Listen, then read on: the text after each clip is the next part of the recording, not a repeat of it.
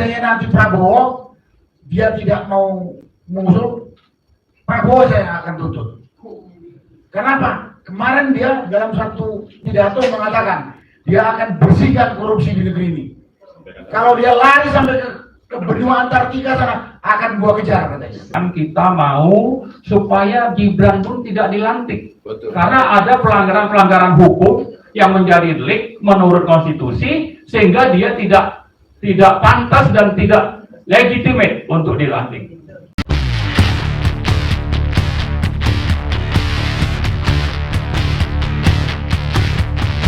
Melihat dan mendengar paparan dari Bang Munarman, sepertinya proses gugatan ini kan sedikit panjang ya. Bahkan bisa ketemu dengan presiden baru. Ya. Pertanyaannya mungkin sedikit ke Pak Sunarko. Kalau mengenal backgroundnya presiden baru nih, presiden terlantik nanti, kira-kira mungkinkah dia akan membela seniornya? Kalau melihat background karakternya Pak Prabowo. Karena Seniornya siapa maksudnya? maksudnya Jokowi. Oh,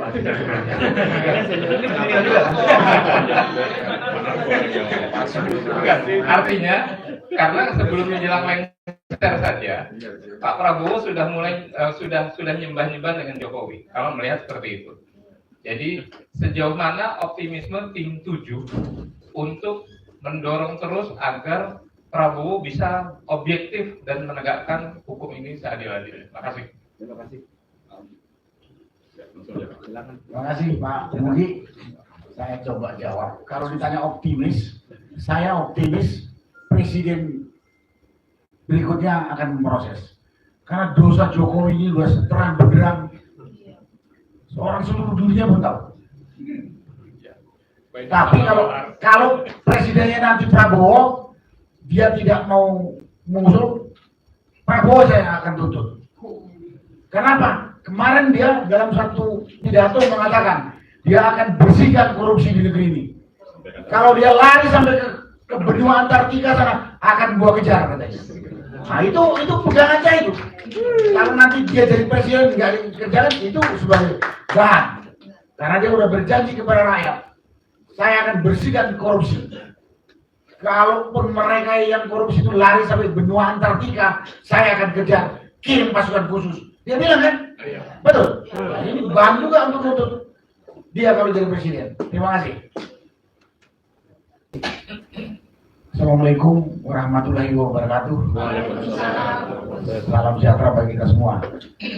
Bapak Ibu sekalian yang saya hormati, saya muliakan. Tadi baru saya dengarkan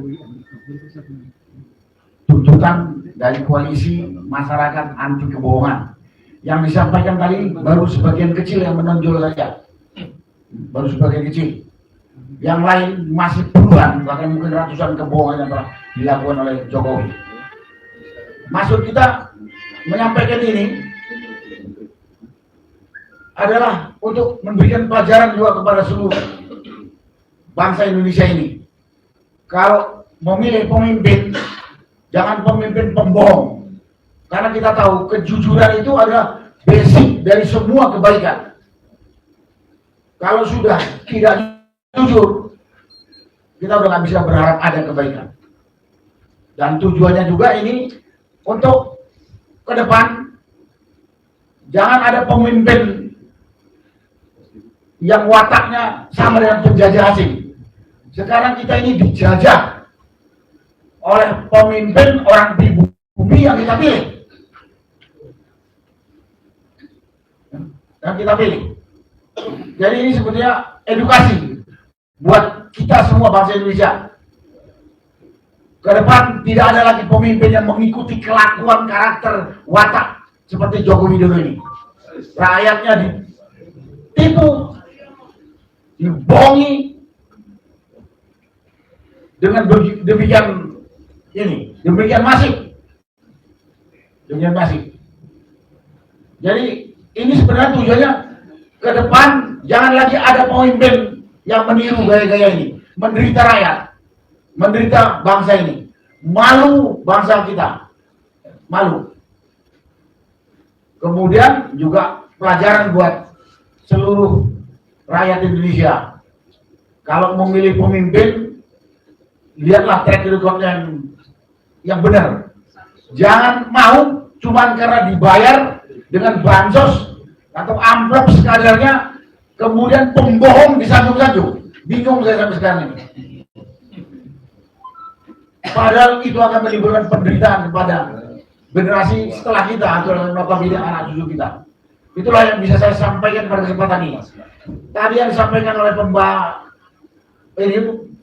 lawyer kita itu baru sebagian kecil. Baru sebagian kecil. Yang lain sangat banyak. Dan ini tujuan utamanya adalah untuk meminta pertanggungjawaban terhadap Joko Widodo yang telah menipu kita 10 tahun.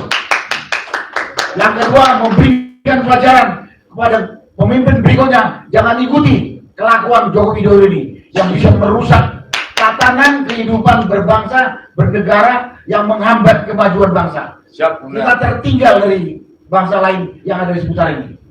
Yang ketiga, ya juga pelajaran kepada seluruh rakyat Indonesia. Jangan pilih pemimpin penipu, pembohong. Sekian, terima kasih. Wassalamualaikum warahmatullahi wabarakatuh. Baik, dilanjut oleh Pak Muhammad. Ya, terima kasih Mas Kanjis. Assalamualaikum warahmatullahi wabarakatuh. Alhamdulillahirrahmanirrahim. Allahumma sholli ala sayyidina Muhammad. Kalau kita ingat dulu ya, di tahun 2021 BEM UI itu memberi gelar kepada Pak Jokowi itu sebagai King of Service, Raja Pembual, Raja Pembohong. Itu satu. Artinya sudah sejak 2021 kebohongan itu sudah dilakukan dan ini terus berlanjut. Masalahnya kita rakyat ini seolah-olah tidak menganggap hal yang penting, ini hal yang biasa-biasa saja gitu ya. Karena itu seperti inilah jadinya kita menjadi korban, negara jadi korban, martabat bangsa itu jadi turun gara-gara kelakuan dari pemimpin pembohong ini. Jadi mungkin kita salah juga, tapi untung saja nih teman-teman lawyer dan beberapa inisiator termasuk terutama Pak Munarman, lalu Habib Rizik itu teringat bahwa ini tidak bisa dibiarkan. Ya, itu satu hal. Kemudian yang kedua, dengan adanya gugatan ini, sebetulnya kita ingin juga mengingatkan ada kebohongan itu yang bisa menjadi delik pidana. Ya, karena itu yang berikutnya yang perlu kita suarakan adalah bahwa bukan sekedar kita lapor lalu jadi isu publik, tapi juga ini ingin dilanjutkan kepada proses hukum.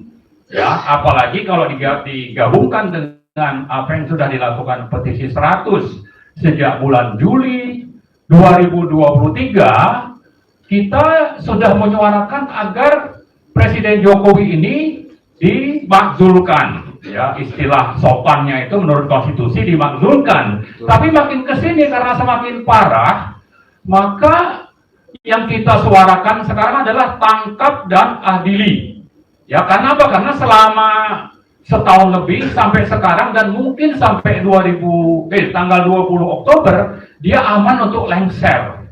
Tapi karena memang pembohong dan banyak mengkhianati konstitusi, maka lengsernya itu tidak selesai hanya sampai lengser, lalu nanti tinggal dan dapat tanah katanya sampai 1,2 hektar ya.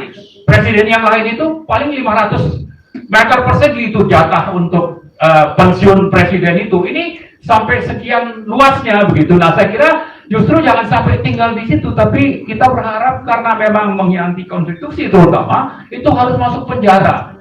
Gitu ya. Nah, kemudian salah satu lagi yang perlu kita ingatkan tentang kebohongan itu, dia di 2018, 2019 pernah mengatakan bahwa keluarganya, anaknya itu akan tidak terjun ke politik.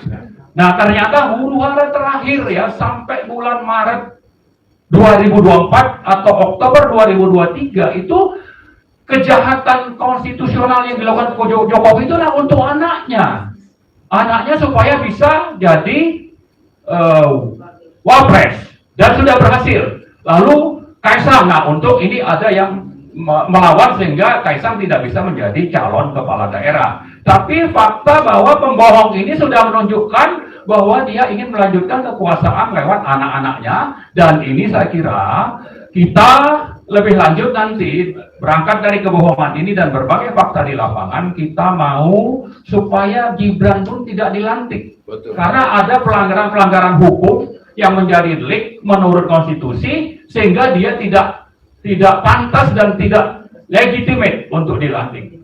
Nah, jadi saya kira itu mungkin tambahannya. Kalau bicara tadi soal daftar kebohongan seperti yang disebutkan Pak Sunarko, itu saya juga cukup banyak. Di sini juga ada nih kebohongan Jokowi ini di buku ini ya, tentang korupsi Ahok. Lalu juga ada tentang katanya mau memberantas mafia minyak yang waktu itu menterinya Sudirman Said, dan tim pengusutnya itu yang menyelidiki kejahatan itu Faisal Basri yang sudah almarhum, itu ditemukan misalnya oleh auditor dari Australia ada pelanggaran, dan ini oleh Sudirman diusulkan untuk Jokowi yang menghalangi laporan dari auditor ini untuk tidak lanjutkan.